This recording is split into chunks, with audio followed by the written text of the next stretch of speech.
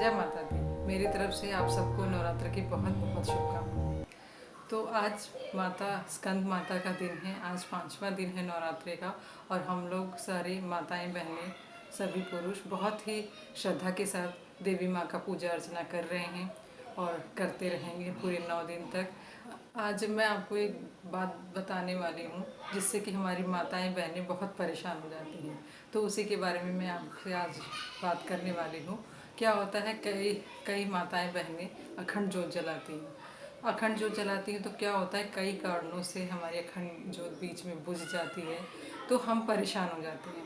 माताएं बहनें एकदम टेंशन में आ जाती हैं, बिल्कुल क्या करूं क्या करूं, एकदम अपना पूरा कंट्रोल खो देती हैं अपने ऊपर से। और उनको बहुत दुख होता है, उनको लगता है कि बहुत बड़ी कोई बहुत बुरी चीज़ हमारे घर में आ गई है या तो आने वाली है, या तो हमारे ऊपर बहुत दुखों का पहाड़ टूटने वाला है, कुछ ऐसा होने वाला है। वो मतलब बहुत डर जाते हैं, डरने वाली बात भी है।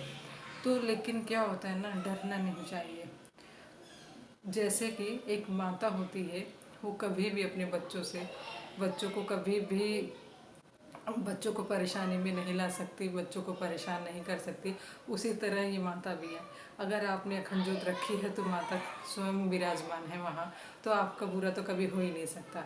और अगर अगर दिया किसी भी वजह से बुझ गया है, जिसके कि बहुत कारण होते हैं कि क्या हुआ, तेल ठीक से नहीं डला हुआ है, बाती ठीक से नहीं लगी हुई है, और हवा आ गई है खिड़की से, या तो नीचे बाती चली गई है किसी अगर आप उठा रहे हैं या कुछ कर रहे हैं तो अनजाने में, क्योंकि आप चाहते तो नहीं है ना कि दिया बुझ जाए। अगर आपने अखंड जोत जलाई है तो आप चाहते हैं कि वो पूरा 9 दिन तक बिना विघ्न के, बिना बुझे जलती रहे। माता रानी की कृपा हम सब पे और आप पर बनी रहे।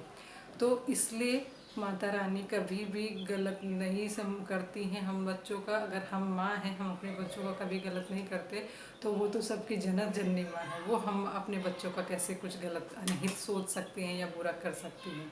तो माताओं बहनें से मेरी हाथ जोड़ के प्रार्थना है कि वो बिल्कुल भी विचलित ना हो, बिल्कुल भी ना डरें। सबसे पहले क्या करें कि एक छोटा दिया जलाएं और दिए से अपने अखंड जोत को जलाएं और जला के हाथ जोड़े माता रानी से प्रार्थना करें, क्षमा याचना मांगें।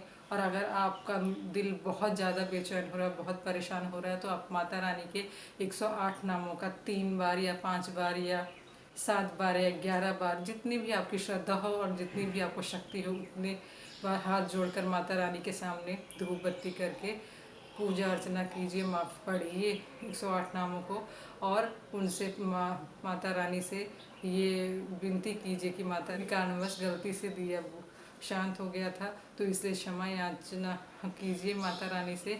और माता रानी कभी भी ऐसा नहीं कि अपने बच्चों पे, वो क्या होता है कि वो कई बार आप ऐसा भी सोच सकते हैं कि वो बुरी बला कुछ आने वाली होती तो माँ अपने ऊपर ले लेती। जैसे तुलसी माँ घर में है, अगर कुछ बुरा होने वाला है, कुछ खराब होने वाला है होता है, तो वो सूख जाती हैं वो, क्योंकि वो अपने ऊपर ले लेती हैं। तो ऐसी चीज़ें जो होती हैं, जैसे अखंड जोत जल रही है तो माता रानी का साक्षात रूप है, वो वहाँ पर बैठी हुई है माता रानी। तो अगर कुछ घर में आने वाला है या आपके ऊपर कुछ गलत चीज़ होने वाली है, बुरा होने वाला है, तो वो बुझ जाता है कई बार दिया इस वजह से भी।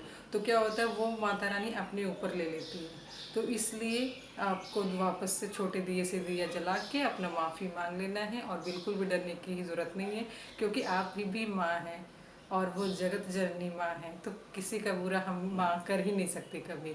तो इसीलिए आप बिल्कुल भी ना डरें और अपनी पूजा अर्चना पूरी श्रद्धा के साथ बरकरार रखें, दियों को जलाकर, और क्षमा याचना कर लें, 108 नाम देवी का पढ़ लें, उनकी प्रार्थना कर लें। इसी के साथ ही जय माता दी।